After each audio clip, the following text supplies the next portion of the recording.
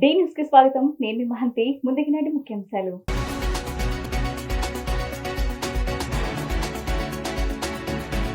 ఏపీని హైడ్రోజన్ వ్యాలీగా మార్చాలని సూచించిన సీఎం చంద్రబాబు.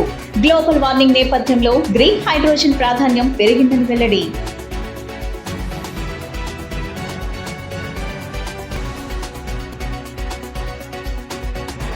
ఎస్సీ, ఎస్టీ ఉద్యోగుల ప్రమోషన్లో రూల్ ఆఫ్ రిజర్వేషన్ అమలుపై సచివాలయంలో మంత్రుల సమావేశం. మరింత లోతుగా అధ్యయనం చేసి తుది నిర్ణయం తీసుకోవాలని తీర్మానం.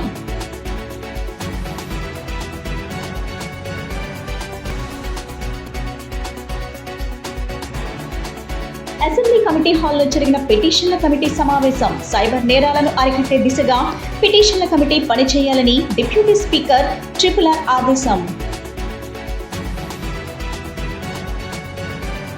విద్యుత్ సంస్కరణలు దేశంలో తొలిసారి ప్రారంభించింది తానేనని సీఎం చంద్రబాబు ఉద్ఘాటించారు. సంస్కరణల అమలు తర్వాత తాను అప్పట్లో అధికారం కోల్పోయానని చెప్పుకొచ్చారు. తక్కువ ఖర్చుతో హరిత విద్యుత్ తయారీ, స్టోరేజ్ పై దృష్టి సారించామని పేర్కొన్నారు. ఏపీని హైడ్రోజన్ వ్యాలీగా మారాలని నిర్ణయించామని, అందుకు అవసరమైన టెక్నాలజీ మీరు తీసుకురావాలని ఆంధ్రప్రదేశ్ ముఖ్యమంత్రి నారా చంద్రబాబు నాయుడు దిశానిర్దేశం చేశారు. మీ ఆలోచనలు వినటానికి, ఆవిష్కరణల గురించి తెలుసుకోవడానికి ఇక్కడకు వచ్చానని చెప్పుకొచ్చారు.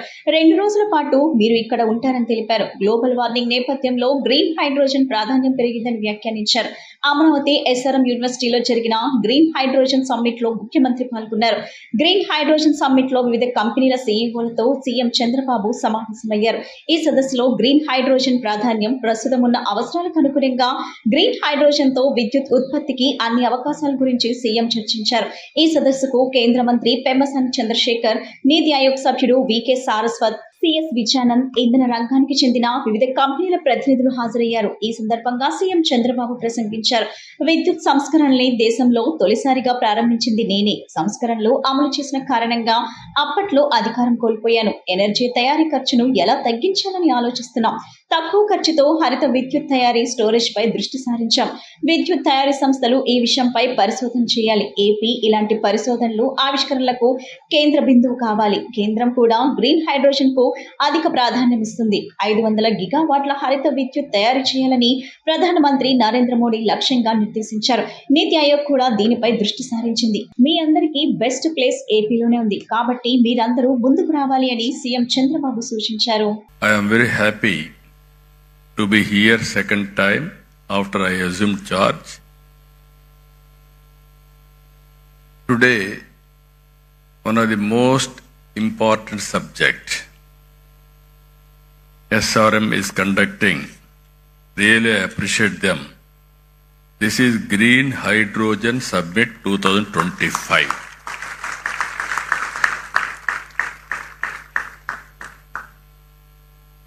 Why I am saying this is very, very important? I have seen transformation in energy sector and also fuel sector. If you can go back 40-50 years back, at that time, no energy.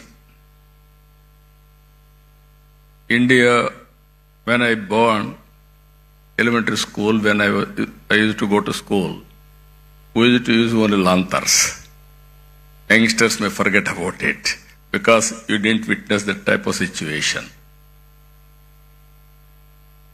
After that, power has come, electricity has come to villages. That is a big news and also very, very surprise. Then if you see, after some time when I became MLA, there was a big problem of energy, low voltage, all pump sets will be totally spoiled. Even sometimes all crops will be withered away. There were days when I was Chief Minister of Andhra Pradesh, 50% of time whenever there is a session, we are having a budget session in March. March is the best season for agriculture. SC, ST ఉద్యోగుల ప్రమోషన్లో rule of reservation అమలుపై మంత్రుల committee సమావేశం సచివాలయంలో జరిగింది.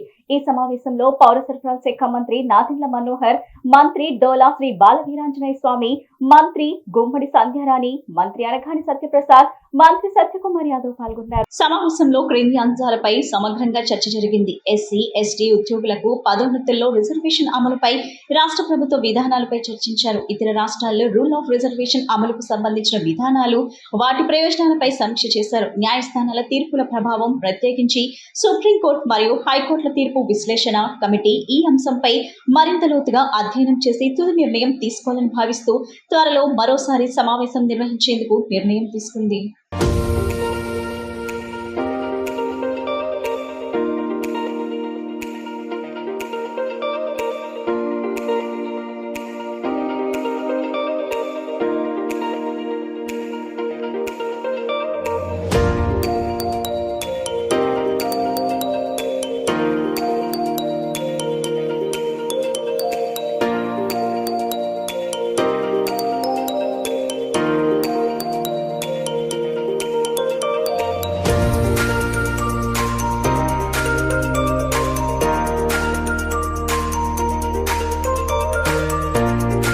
Cyber నేరాలను అరికట్టే దిశగా పిటిషన్ల కమిటీ పనిచేస్తుందని శాసనసభ డిప్యూటీ స్పీకర్ తెలిపారు. బెట్టింగ్ యాప్ల వల్ల కలిగే నష్టాలపై సినీతారులు, సెలబ్రిటీలతో ప్రచారం చేస్తామన్నారు. అసెంబ్లీ కమిటీ హాల్లో పిటిషన్ల కమిటీ సమావేశం జరిగింది. ఉపసభాపతి రఘురామకృష్ణరాజు అధ్యక్షతన ఈ కార్యక్రమాన్ని నిర్వహించారు. ఇందులో ఆన్లైన్ బెట్టింగ్ లో సైబర్ నేరాల నియంత్రణపై చర్చలు జరిపారు. ఈ సందర్భంగా రఘురామకృష్ణరాజు మాట్లాడుతూ టోల్ ఫ్రీ నంబర్ 1930కు ఫోన్ చేయగానే సైబర్ నేరం రిజిస్టర్ అయ్యేలా చర్యలు తీసుకుంటున్నట్లు చెప్పారు. బెట్టింగ్ యాప్ల పైన ఈ నెంబర్ కు కాల్ చేయవచ్చున్నారు. ఇది 24 గంటలు సిఐడి పరిధిలో అందుబాటులో ఉంటుందని పేర్కొన్నారు. సైబర్ నేరాలను అరికట్టే దిశగా పిటిషన్ల కమిటీ కృషి చేస్తుందని వివరించారు. బెట్టింగ్ యాప్ల వల్ల కలిగే నష్టాలపై సినీతారులు, సెలబ్రిటీలతో ప్రచారం చేయిస్తామన్నారు.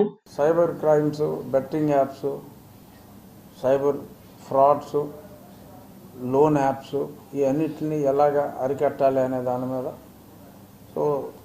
దాని మీద ఒక ఉన్న చట్టం, దానికి కొన్ని పుట్టు అభ్యంతరాలు ఉంటే అవన్నీ కూడా ఇప్పుడు అన్నీ తొలగిపోయాయి. ఆ చట్టాన్ని అమలు చేస్తూ మరింత పదును పెట్టే విధంగా, ఆ చట్టాన్ని మరింత పదును పెట్టే విధంగా అమెండ్మెంట్స్ కూడా సాధ్యమైనంత వరకు రేపు రాబోయే అసెంబ్లీ సమావేశాల్లో ఆ బిల్లు కూడా, అమెండ్మెంట్ బిల్లు కూడా తీసుకుని వచ్చి రాబోయే రోజుల్లో ఒక ఉక్కుపాదం ఈ సైబర్ క్రైమ్స్ మీద మోపాలి అని చెప్పి దానికి హోమ్ సెక్రటరీ గారు, అలాగే ఐటీ సెక్రటరీ గారు ఇద్దరితో కూడా కలిసి కూర్చొని ఒక చక్కటి సమన్వయంతో చట్ట రూపకల్పన కోసం ఈరోజు చర్చించడం జరిగింది. ఖచ్చితంగా రాబోయే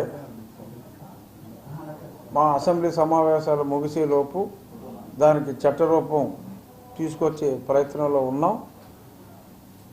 దీని వలన ఒక ఎస్టిమేషన్ ప్రకారం కేవలం 4% క్రైమ్స్ రిజిస్టర్ అయితే అందులోనే 960 కోట్ల రూపాయల ఫ్రాడ్ జరిగినట్టుగా తేలింది. ఒక 300 కోట్లు రికవరీ చేయటం జరిగింది. అంటే 4%కి సుమారు మనం 1000 కోట్లు అనుకుంటే, మరి మొత్తం క్రైమ్స్ అన్నీ కూడా రిజిస్టర్ అయితే ఏడాదికి మన రాష్ట్రంలో ఈ సైబర్ క్రైమ్స్ ద్వారా ప్రజలు 25,000 నుంచి 30,000 కోట్ల రూపాయలు కోల్పోతున్నారు. రాష్ట్రంలో బీసీల అభివృద్ధి ధ్యేయంగా కేంద్రంలో అధికారంలో ఉన్న బీజేపీ ప్రభుత్వం, రాష్ట్రంలో అధికారంలో ఉన్న కూటమి ప్రభుత్వం ప్రత్యేక కార్యాచరణ రూపొందించడం జరుగుతుందని రాష్ట్ర మంత్రివర్యులు కొల్లు రవీంద్ర తెలియజేశారు. రాష్ట్రంలో అంతరించిపోతున్న చేతి వృత్తులు, కుల వృత్తులపై ఆధారపడి జీవిస్తున్న వేలాది మంది బీసీలకు ప్రభుత్వం అండగా ఉంటుందని చెప్పారు. జాతీయ బీసీ సంక్షేమ సంఘం అధ్యక్షులు లాకా వెంకట్రావు యాదవ్ ఆధ్వర్యంలో నగరంలోని తుమ్మలపల్లి కళాక్షేత్రంలో బీసీల జాతీయ మహాసభకు రాజ్యసభ సభ్యులు, మంత్రులు, ఎమ్మెల్యేలు, ఎమ్మెల్సీలు, బీసీ ప్రముఖులు పెద్ద ఎత్తున హాజరయ్యారు. ఈ సందర్భంగా రాజ్యసభ సభ్యులు మంత్రి కొల్లు రవీంద్ర, జాతీయ బీసీ సంక్షేమ సంఘం అధ్యక్షులు లాకా వెంకట్రావు యాదవ్ మాట్లాడుతూ రాష్ట్రంలో బీసీల జనగణన చేసేందుకు ప్రభుత్వం ముందుకు వెళ్తుందని, రాష్ట్రంలో బీసీల అభివృద్ధి కోసం 40,000 కోట్ల రూపాయలు బడ్జెట్ లో కేటాయించడం జరిగిందని చెప్పారు. చేతి వృత్తులు, కుల వృత్తులను పరిరక్షించడమే ధ్యేయంగా తమ ముందుకు వెళ్తున్నామని తెలిపారు. రాష్ట్ర రాష్ట్రంలో బీసీలో రాజకీయంగా ముందుకు వెళ్లేందుకు బీసీ సంక్షేమ సంఘం అనేక చర్యలు తీసుకుంటుందని చెప్పారు. ప్రైవేట్ రంగంలో బీసీలకు రిజర్వేషన్ సౌకర్యం కల్పించాలని డిమాండ్ చేశారు.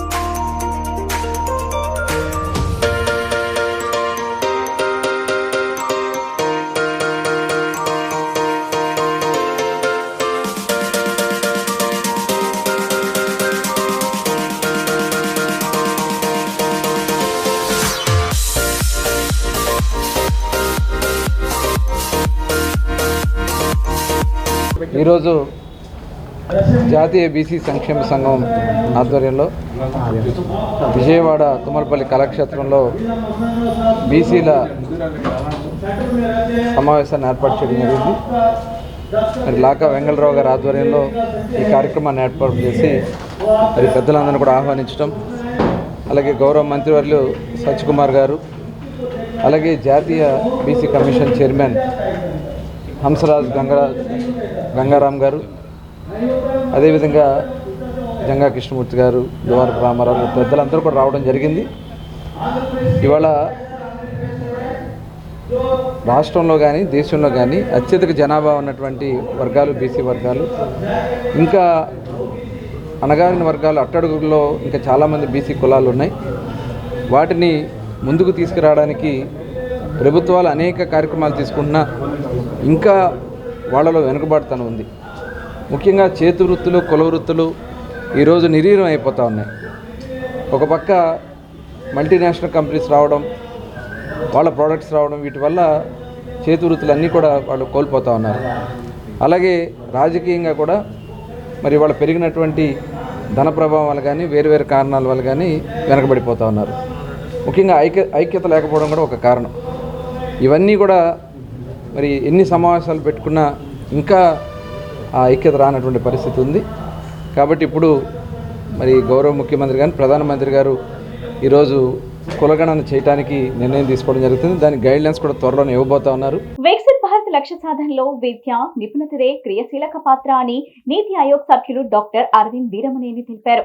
ప్రపంచంలోనే భవిష్యత్తులో భారతదేశం ఆర్థిక పురోగతిలో అగ్రభాగంలో నిలుస్తుందని పేర్కొన్నారు. 2047 నాటికి మన దేశం వికసిత్ భారత్ గా ఎదగాలని ప్రధాని నరేంద్ర మోడీ సంకల్పించారని విజయవాడ ఛాంబర్ ఆఫ్ కామర్స్ కార్యాలయంలో నిర్వహించిన వ్యాపారులతో ముఖాముఖి కార్యక్రమంలో తెలిపారు. నగరంలోని వివిధ వ్యాపారాల అసోసియేషన్ ప్రతినిధులు పాల్గొన్నారు. జీఎస్టీలో భవిష్యత్తులో మార్పులు వచ్చే అవకాశాలు ఉన్నాయనే సందేహాలను పలువురు అసోసియేషన్ ప్రతినిధులు నీతి ఆయోగ్ కమిటీ సభ్యుల దృష్టికి తీసుకురావడం జరిగింది. ఈ సందర్భంగా నీతి ఆయోగ్ కమిటీ సభ్యులు మాట్లాడుతూ ఈ లక్ష్యం చేరుకోవాలంటే అందరి భాగస్వామ్యం అవసరమని అన్నారు. చిన్న మధ్య తరహా పారిశ్రామికవేత్తలు తెలియజేసే విషయాలను కేంద్ర ప్రభుత్వం దృష్టికి తీసుకువెళ్లి వాటి పరిష్కారానికి తన వంతు చొరవ చూపుతానని హామీ ఇచ్చారు. మన దేశం అతిపెద్ద ఆర్థిక వ్యవస్థగా ఎదిగేందుకు అనేక అవకాశాలు ఉన్నాయని చెప్పారు. ఈ లక్ష్యం చేరుకోవాలంటే విద్య నైపుణ్యానికి ఎక్కువ ప్రాముఖ్యం ఇవ్వాలని విజ్ఞప్తి చేశారు.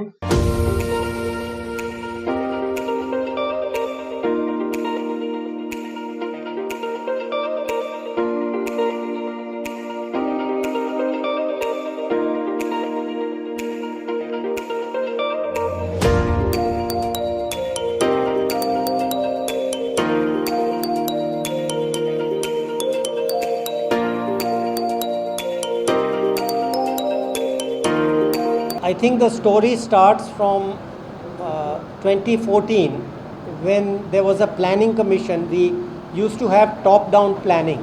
I worked for many decades in the planning commission. There the allocation and the plans were made from the top. They were sent down to the states, to the public sector, and so was the money. The whole idea of Niti was to reverse that process in a way. which is to have a broad vision, and then the public should be participating in making those vision into reality. So the Honorable Prime Minister has talked about Viksit Bharat, Viksit Rajya, Viksit districts. Every organization like your chamber, think tanks, other organizations having their own vision of what the future would look like. ఈరోజు మన ముఖ్య అతిథిగా అరవింద్ నిర్మాణి గారు మన Vijayawada chamber of commerce ఇండస్ట్రీకి విచ్చేయడం జరిగిందండి. ఇది ముఖ్యంగా ఆర్థిక సలహాదారుగా మన ప్రణాళిక సంఘం మెంబర్గా కూడా ఉన్నారు. వీరి నియాది ఆయోగ్ మెంబర్గా నియమితులు ఇవ్వడం చాలా ఆనందం. వారు ముఖ్యంగా విజయవాడ రావడం ఎంఎస్ఎంఈ యొక్క విధి విధానాల గురించి, గవర్నమెంట్ యొక్క పాలసీల గురించి, ఎడ్యుకేషన్ సిస్టమ్ గురించి, వీటన్నిటి గురించి కూడా మాకు వివరించడానికి, దాంట్లో ఉన్న లోటుపాట్ల గురించి, మన యొక్క దాన్ని తీర్చడానికి గురించి వారి యొక్క సజెషన్స్ చెప్పడానికి వారు ఇచ్చేయడం జరిగిందండి. ఈ సందర్భంగా వారు మన ఛాంబర్ ఆఫ్ కామర్స్కి రావడం మనకు చాలా ఆనందంగా ఉంది. ఈరోజు నీతి ఆయోగ్ సెంట్రల్ సభ్యులైన అరవింద్ విర్మాని గారు మనతో ఈరోజు ఇక్కడ ఉండటం చాలా అదృష్టంగా భావిస్తూ ఉన్నాం. విజయవాడ ఛాంబర్ ఆఫ్ కామర్స్ నుంచి వారిని ఎండార్స్ చేసి అట్లాగే వారిని రిక్వెస్ట్ చేయడం వల్ల ఈరోజు ఈ కార్యక్రమానికి రావడం జరిగింది. నీతి ఆయోగ్ సెంట్రల్ మెంబర్ అంటే ఏంటి? ఇందాక వారు చెప్పారు, వికసిత భారత్ అనేది ఏదైతే ప్రధానమంత్రి నరేంద్ర మోదీ గారి ఆలోచన విధానం ఉందో దానికి సంబంధించిన మెంబర్లు. వారు వివిధ రంగాల్లో సేవలు అందించి సుమారు 100కు పైన పుస్తకాలు రచించిన గొప్ప వ్యక్తి.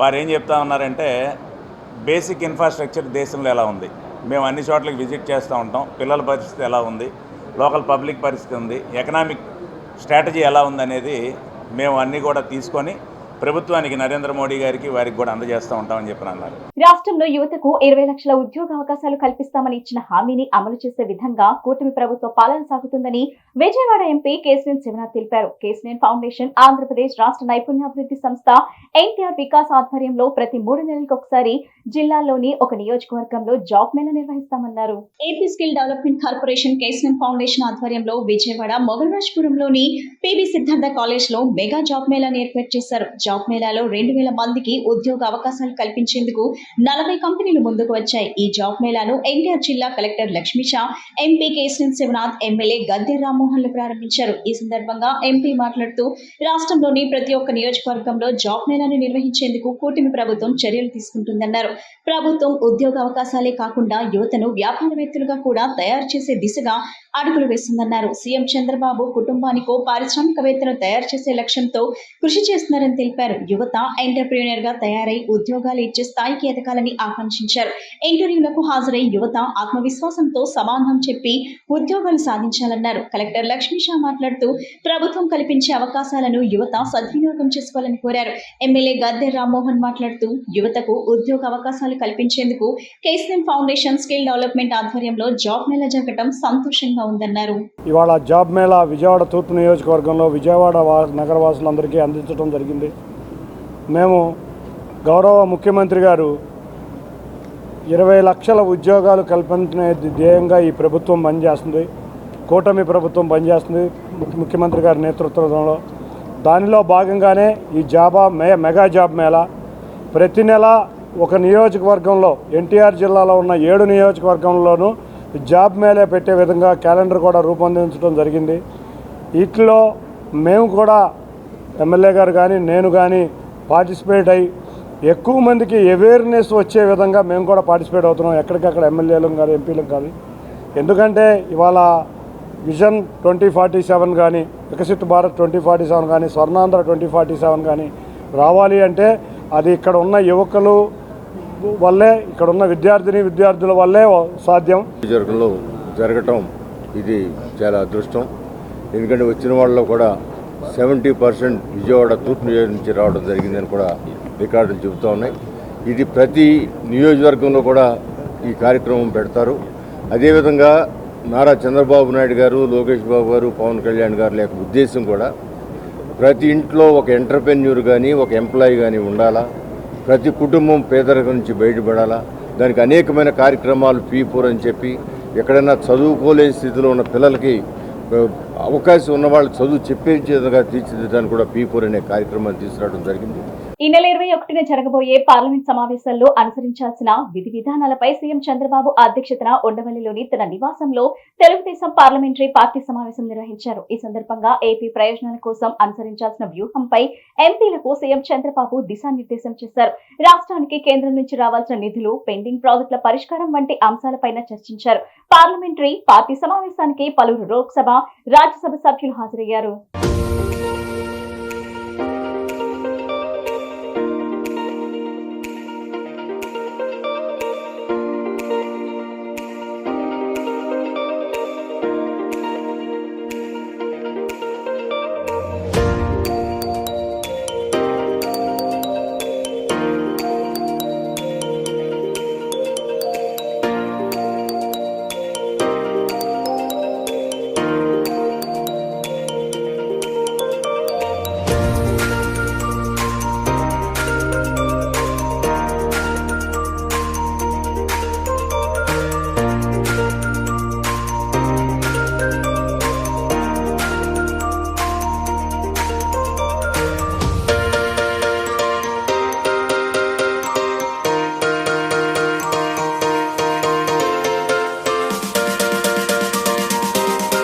విజయవాడ మున్సిపల్ వెహికల్ డిపో కార్మికుల సమస్యలను కూటమి ప్రభుత్వం తక్షణమే పరిష్కరించాలని వైసీపీ రాష్ట్ర ట్రేడ్ యూనియన్ అధ్యక్షులు పూనూరు గౌతమ్ రెడ్డి అన్నారు. ఈ సందర్భంగా ఆయన మాట్లాడుతూ జీవో 36 ప్రకారం కనీస వేతనం చెల్లించాలని డిమాండ్ చేశారు. హెల్పర్లు, మెకానిక్లు వారి సమస్యల కోసం గత నెల 25వ తేదీ నుండి సమ్మె చేస్తున్నా ప్రభుత్వం నుంచి ఎటువంటి స్పందన లేదన్నారు. హెల్పర్ కి 21,000, మెకానిక్ కి 24,000 వేతనం ఇవ్వాలని కార్మికులు కోరుతున్నారు. మున్సిపల్ కౌన్సిల్లో వేతనాలు పెంచాలని ప్రతిపాదించినా ప్రభుత్వం వెనకడుగు వేస్తుందన్నారు. ప్రమాదవశాత్తు ఎవరైనా మరణిస్తే 10 లక్షల రూపాయల నష్టపరిహారం చెల్లించాలని డిమాండ్ చేశారు.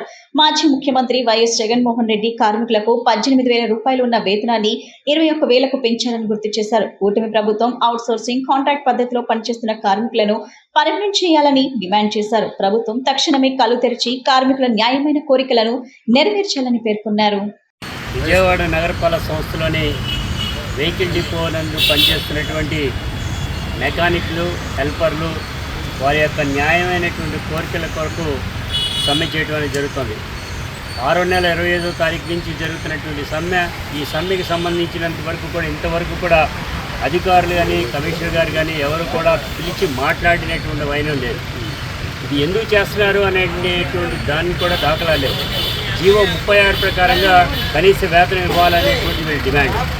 అదే పద్ధతిలో 24,500 రూపాయలు మెకానిక్ ఇవ్వాలని, 21,000 రూపాయలు హెల్పర్కి ఇవ్వాలని. ఇదేమి వాళ్ళ గొంతెమ్మ కోరిక కాదు, ఇది కార్మికులు న్యాయమైనటువంటి కోరిక. దానికి తోడు మున్సిపల్ కార్పొరేషన్లో ఉండేటువంటి కౌన్సిల్ మాత్రం డైరెక్ట్గా తీర్మానం కూడా చేసి ఇవ్వాలనేటువంటి నిర్ణయం చేస్తే గవర్నమెంట్ మాత్రం ఇంతవరకు కూడా కామ్గా అక్కడ పెట్టి కూర్చోవడం అనేటువంటి జరిగింది. దీనికి కాకుండా ఇవాళ వీళ్ళు అడిగేటువంటి న్యాయమైనటువంటి కోరిక 62 సంవత్సరాలు రిటైర్మెంట్ వయసు కావాలని, ప్రమాదవశాత్తు ఎవరైనా చనిపోతే కనుక వాళ్ళందరికీ కూడా 10 లక్షల ఎక్స్గ్రేషియా ఇవ్వాలనేటువంటి కోరుకోవటం జరిగింది. ఒకటే చెప్తున్నాం, మున్సిపల్ కార్మికులంటే మనం ప్రజానీకం యావత్తు కూడా మలమూత్రాలన్నింటినీ కూడా తీసి బయట పారబోసేటువంటి వాళ్ళు. ఏ అయితే వెహికల్ డిపోలో ఉండేవో అవన్నింటినీ కూడా బాగు చేసేటువంటి ఈ కార్మికులు, ఇటువంటి వాళ్ళకి గతంలో జగన్మోహన్ రెడ్డి గారు దాన్ని చూస్తున్నారు కాబట్టి గతంలో ముఖ్యమంత్రిగా ఉండేటువంటి జగన్మోహన్ రెడ్డి గారు డైరెక్ట్గా 10,000, 5,000, 9,000తో పనిచేసేటువంటి వాళ్ళని 18,000 రూపాయలు చేయటం ఇది సరైనటువంటి కాదని 21,000 రూపాయలు చేయటం అనేటువంటి జరిగింది. ఈ తరుణంలో ఇవాళ ఉండేటువంటి పరిస్థితిలో ఈ మెకానికల్గా ఉండేటువంటి వాళ్ళందరినీ కూడా, ఇది యాక్చువల్గా నేను స్టాండింగ్ కమిటీ చైర్మన్గా ఉండేటువంటి సమయంలో ఏర్పాటు చేయబడినటువంటి ఈ వెహికల్ డిపో ఆధునీకరణ చేసినటువంటి దాన్ని ఇవాళ వీళ్ళు అడిగేటువంటి దీని అంతటినీ తీసుకెళ్లి ఇంజనీరింగ్ సెక్షన్ కి మార్చడం అనేది జరిగింది. విజయవాడ నగరానికి స్వచ్ఛ లీగ్ పురస్కారం లభించడం పట్ల TDP floor leader Nilibandla Balaswamy, BJP కార్పొరేటర్లు బొల్లా విజయ్ కుమార్, మరుపిల్ల రాజేష్ సంతోషం వ్యక్తం చేశారు. ఢిల్లీలో రాష్ట్రపతి ద్రౌపది ముర్ము ద్వారా అవార్డును అందుకున్న మున్సిపల్ కమిషనర్ కు వారు శుభాకాంక్షలు తెలియజేశారు. అవార్డు రావడానికి కారకులైన ఇంజనీరింగ్, వాటర్ సప్లై, పారిశుద్ధ్య కార్మికులను అభినందించారు. ఇంజనీరింగ్ కార్మికుల సమస్యను ప్రభుత్వ ఆర్థిక శాఖ వద్ద ఉందని, త్వరలో పరిష్కారం అవుతుందని తెలిపారు. వారి కోసం పారిశుద్ధ్య కార్మికులు నోటీసు ఇవ్వకుండా సమ్మెకు దిగటం, చెత్తను తరలించకపోవటం సరికాదన్నారు. కొన్ని పార్టీలు తమ స్వార్థం కోసం కార్మికులను పావులుగా వాడుకుంటున్నాయని వారు విమర్శించారు.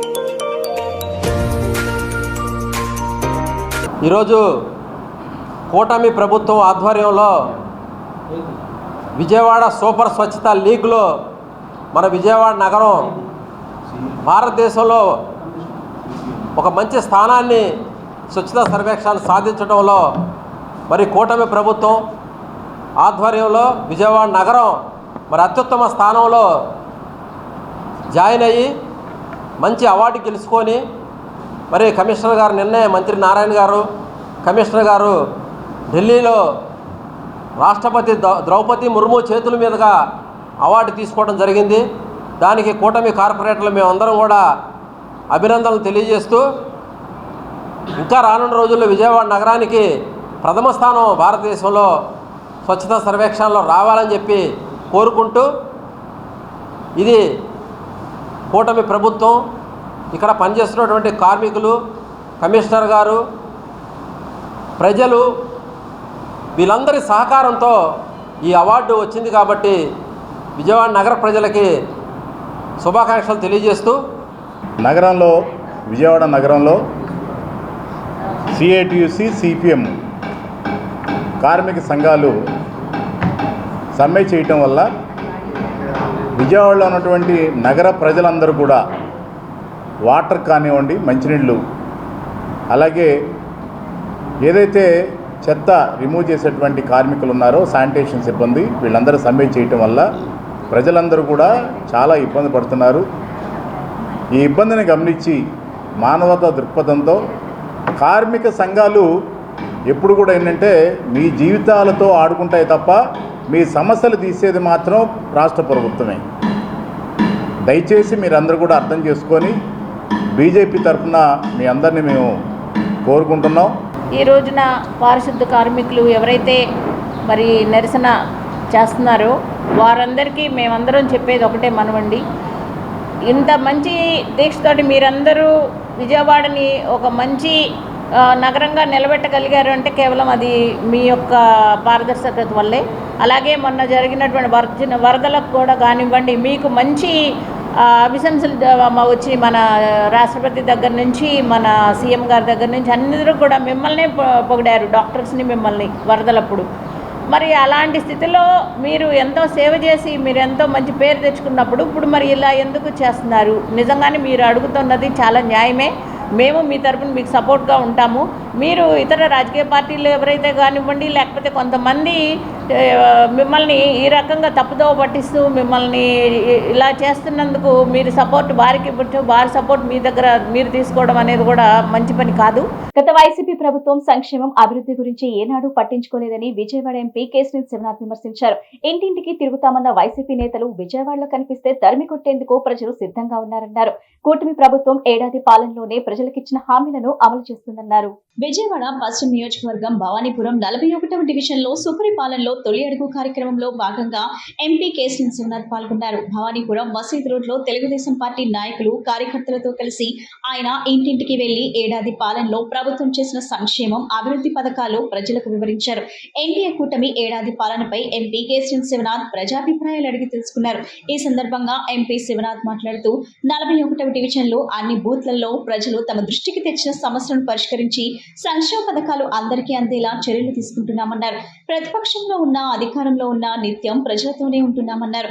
గత ప్రభుత్వం సంక్షేమం, అభివృద్ధి గురించి ఏనాడు పట్టించుకోలేదన్నారు. ఇంటికి తిరుగుతామన్న వైసీపీ నాయకులు విజయవాడలో కనపడితే తరిమి కొట్టడానికి ప్రజలు సిద్ధంగా ఉన్నారన్నారు. ఈ కార్యక్రమంలో 41వ డివిజన్ టీడీపీ అధ్యక్షుడు సంతోష్ కుమార్ తో పాటు నియోజకవర్గ పరిశీలకులు చిట్టాబత్తుని శ్రీనివాసరావు, రాష్ట్ర మైనార్టీ సెల్ ప్రధాన కార్యదర్శి ఫతాఫుల్లా, ఆర్యవైశ్య కార్పొరేషన్ చైర్మన్ యూని రాకేష్, పార్టీ రాష్ట్ర నాయకులు గన్నే ప్రసాద్ తదితరులు పాల్గొన్నారు.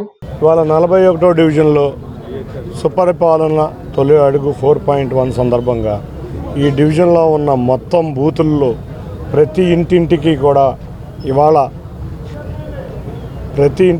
వాళ్ళ కార్యకర్తలు కానీ, నా నాయకులు కానీ అన్ని ఇళ్ళు తిరిగి వాళ్ళ పూర్తిగా సుపరిపాలనకి అన్ని ఇళ్ళకి కూడా వెళ్ళటం, డివిజన్ మొత్తం కూడా మా గౌరవ ముఖ్యమంత్రి నారా చంద్రబాబు నాయుడు గారి ఆదేశాల మేరకు ఎవరికి ఏమేమి సమస్యలు ఉన్నాయో కూడా మొత్తం నోట్ చేసుకుని మేము ఎన్నో సంక్షేమ కార్యక్రమాలు చేస్తున్నాం.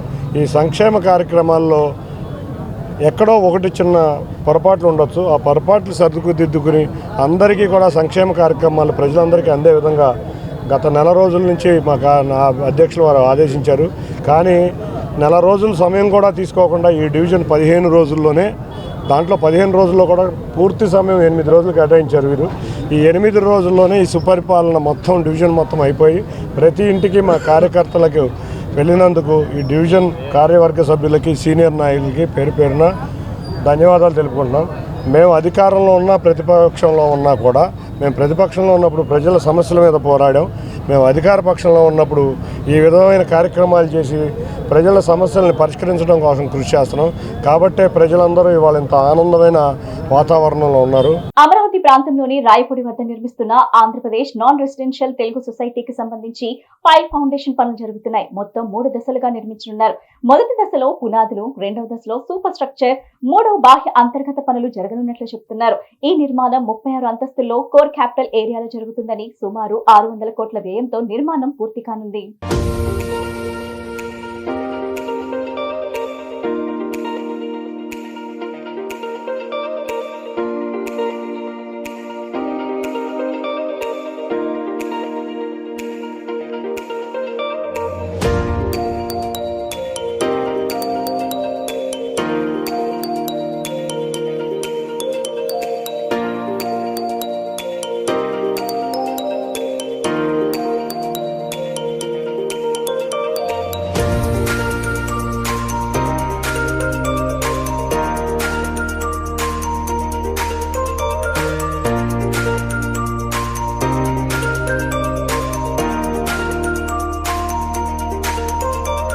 కూటమి ప్రభుత్వం అధికారంలోకి వచ్చిన ఏడాది పాలనలో మన రాష్ట్రం వికాసం దిశగా పయనిస్తుందని విజయవాడ తూర్పు శాసనసభ్యులు గద్దె రామ్మోహన్ అన్నారు.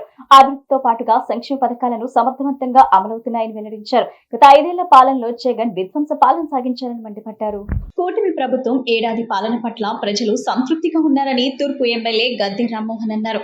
ఎన్నికల వేళ ఇచ్చిన హామీల మేరకు సంక్షేమ పథకాలు ప్రజలకు అందజేయడంతో పాటు అభివృద్ధి కార్యక్రమాలు చేపట్టినట్లు తెలిపారు. 19వ డివిజన్ లబ్బిపేట గ్రీన్ ల్యాండ్ వెనుక ఏరియాలో నిర్వహించిన సుపరిపాలనలో తొలి అడుగు కార్యక్రమంలో ఎమ్మెల్యే గద్దె రామ్మోహన్ పాల్గొన్నారు. ఇంటింటికి వెళ్లి ఏడాది కాలంలో ప్రభుత్వం చేసిన అభివృద్ధి సంక్షేమ కార్యక్రమాలను ప్రజలకు వివరిస్తూ కరపత్రాలను పంపిణీ చేశారు.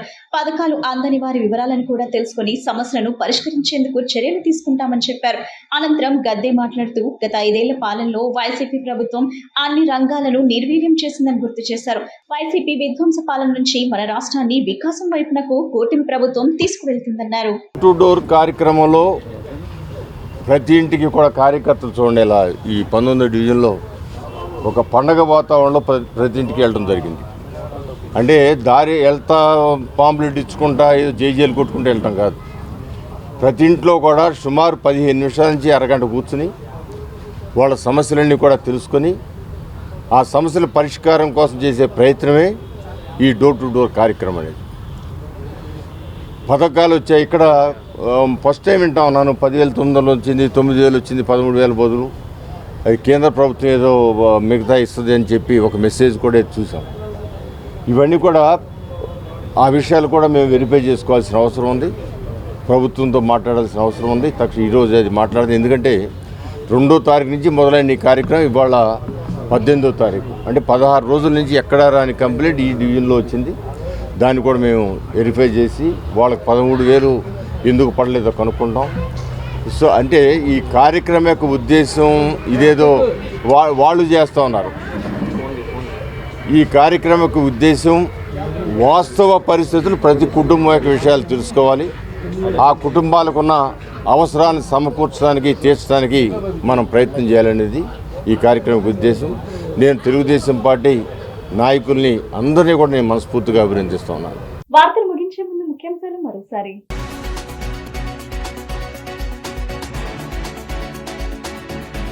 ఏపీని హైడ్రోజన్ వ్యాలీగా మార్చాలని సూచించిన సీఎం చంద్రబాబు. గ్లోబల్ వార్మింగ్ నేపథ్యంలో గ్రీన్ హైడ్రోజన్ ప్రాధాన్యం పెరిగిందని వెల్లడి.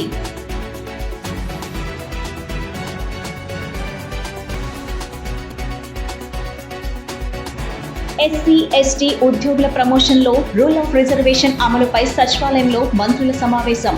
మరింత లోతుగా అధ్యయనం చేసి తుది నిర్ణయం తీసుకోవాలని తీర్మానం.